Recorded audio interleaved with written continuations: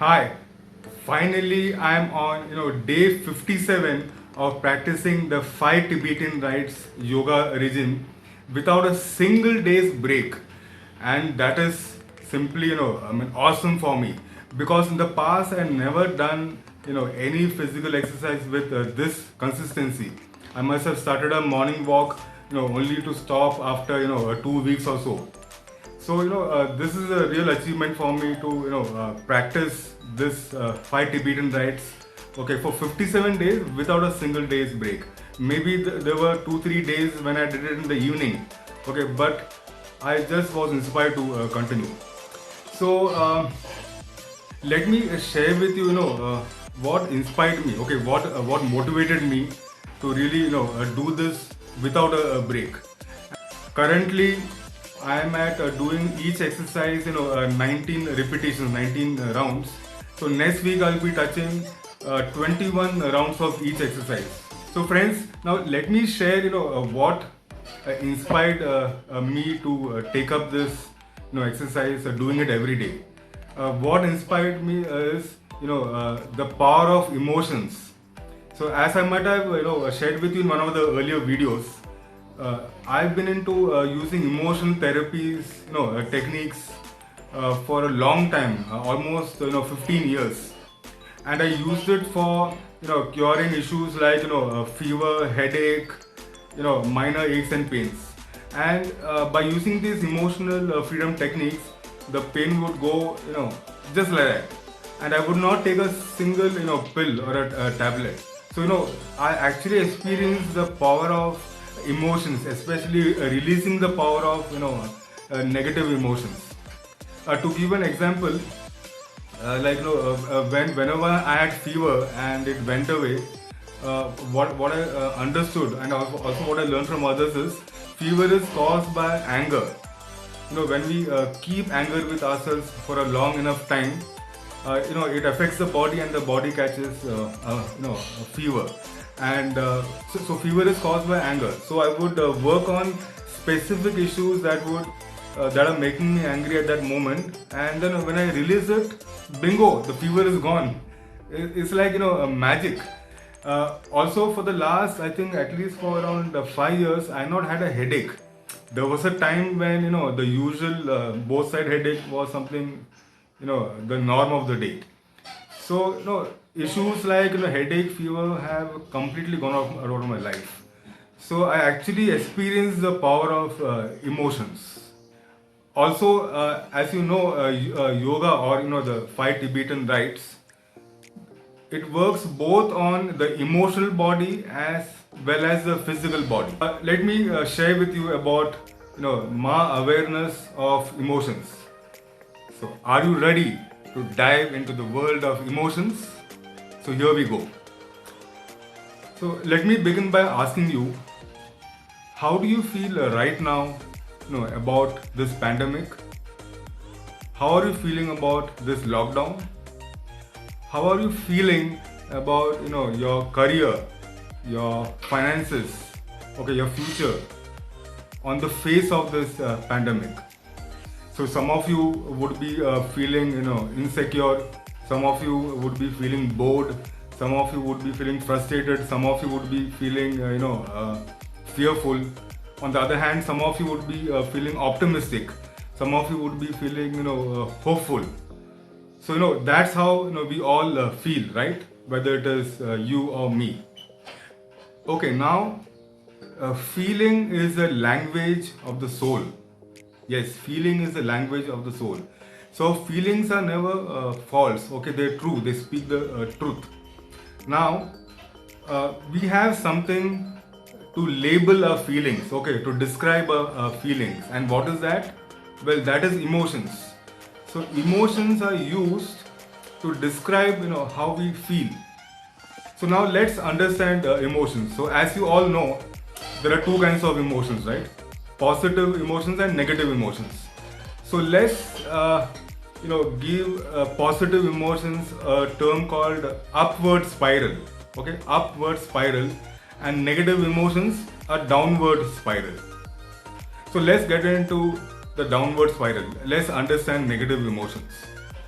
So if you look at this image on the screen, so there's a list of negative emotions, the downward spiral: grief, depression, powerlessness, and victim. Right, the number 22, the bottommost negative emotions in the downward spiral. So if you look at the emotion of fear, grief, depression, powerlessness, like you feel that you lost your power due to whatever challenge you're facing, or we feel that we're a victim. So now these emotions get triggered based on the gravity of the challenge or problem that we are facing.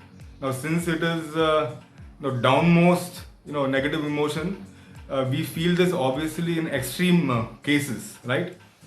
So that is where we start with, in terms of the downward spiral. Let's look at the next: insecurity, guilt, unworthiness. Yeah, so the feeling of insecurity. Now you know what? Insecurity doesn't mean that okay, we don't have enough,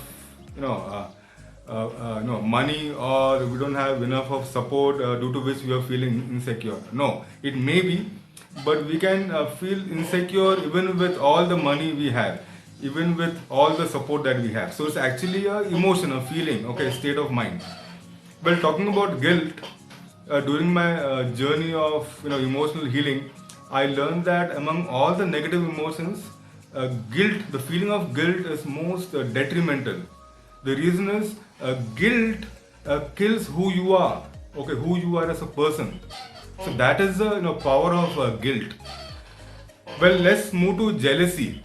Yeah, well, we all have gone through a phase where the other person is feeling jealous of us, right? And we also sometimes catch ourselves feeling jealous of the other person, and then again we may feel guilty. Oh, why am I feeling jealous? By the way, do you know, when we feel jealous of somebody else, we're not wishing them bad. Okay, that's one. Now, why do we feel jealous? When we compare ourselves with the other person. So when the other person has something or has achieved something that we have been longing for, and then we compare them with us, we feel low, and that's when we feel jealous, right? So that was an explanation about the emotion jealousy. So now we move on to hatred and rage. Well, right? A lot of us have hatred. It's a common emotion. Like even a rage, right? A rage is maybe an extreme form. Like we have heard about road rages, right? Road rage, when somebody is traveling by car or on a two-wheeler, they get into fights, right, on the road. So that's a rage. So that is another negative emotion. Well, the next is revenge. Well, we don't have to explain what the emotion revenge means. So having revengeful emotions, right? So you may not take an action to take revenge, but even having a revengeful emotion is being revengeful. Then of course anger. The next is anger. Again, a very common emotion, right? We can never say that we don't have anger, right? In fact, short temper is a very common issue. Okay, I had short temper for a lot number of years. It's getting better, and we usually have short temper with the loud ones, right? More than the outsiders. So anger can be damaging, right? So I think I shared earlier, right? When we keep anger for a long time, it affects the body. We catch fever. Now what is behind anger? What is behind the emotion of anger? Behind the emotion of anger is upset. Okay, and why upset? Due to an unfulfilled expectation. See, we may have an unfulfilled expectation from ourselves or from somebody or from some situation, right? That's when that leads us to being upset and then angry. So being angry with self, someone, or some situation. Okay, so that's how the emotion of anger gets triggered. Discouragement. So like it is self-explanatory. Again, due to your response, due to our response to the situation, okay, we create the emotion of discouragement. So we are discouraged. We feel discouraged to do something. The opposite of discouraged is encouraged.